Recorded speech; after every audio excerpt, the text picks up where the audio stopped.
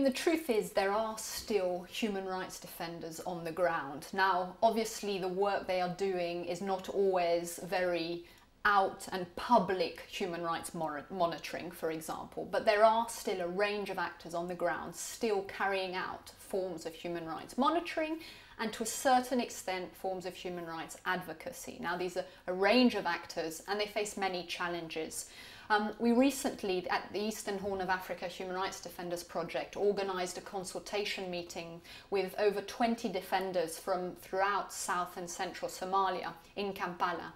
And a lot of the challenges that they identified were obviously in terms of security, movement, etc., but also of their office space and security of information, particularly for those who are working in insurgent-controlled areas of the region, but also in terms of isolation. Defenders on the ground often feel very isolated and cut off from the international community.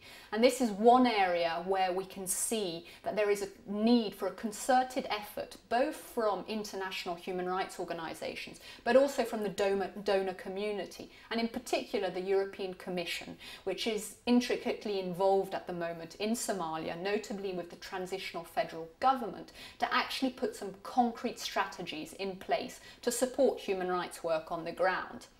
From the discussions we've had so far, there is currently no local implementation strategy for the EU guidelines in the Somalia context. Now, we see some very key areas where such a strategy would be very useful, and we feel now that it's important that the European Commission, seated in Brussels, encourages the European Commission on the ground in Nairobi, as the Commission isn't in Mogadishu at the moment, encourages them to draft such a strategy.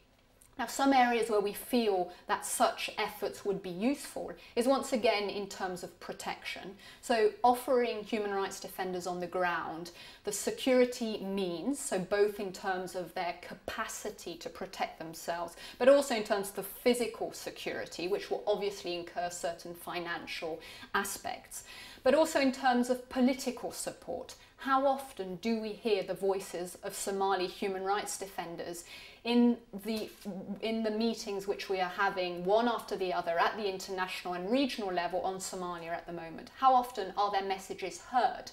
Now, these messages are obviously also very key in terms of long-term accountability and in terms of the longer-term fight against impunity, which is one of the biggest challenges at the moment to long-term peace in the country. So what we would call on is the EC here, but also the European Parliament, to start asking why there isn't such a strategy at the moment in Somalia, and to start to think quite concretely how to put this strategy in place.